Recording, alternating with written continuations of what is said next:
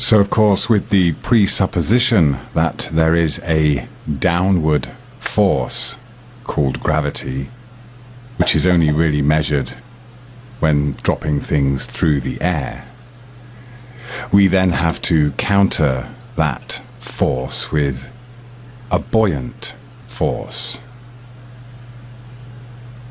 But we can see here with these two jugs of water that one is more buoyant than the other.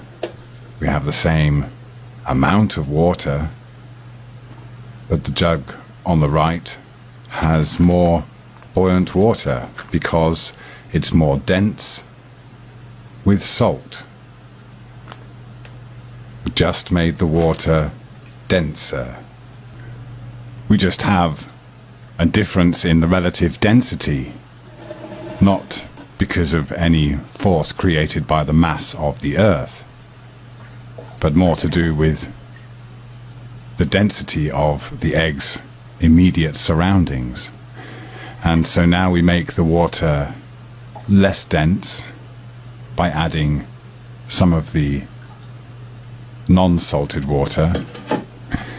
We have an egg floating about at an equilibrium within the water.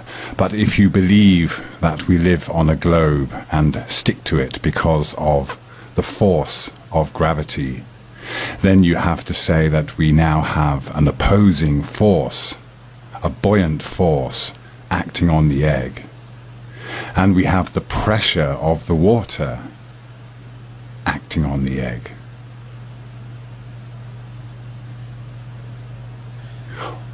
However, if you look at the egg, you see that it is not suffering from being squashed, pushed or pulled by any forces. It is simply at rest, at its equilibrium with the surroundings. You see, you need not be falling through infinite space to be weightless.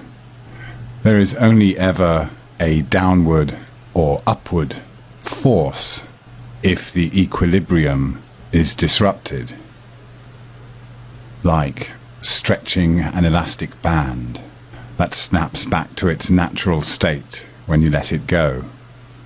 So here we see the egg is in fact weightless. It is more or less a part of the water at an equilibrium, equal density. So the question is, where did the gravity go? Thank you very much.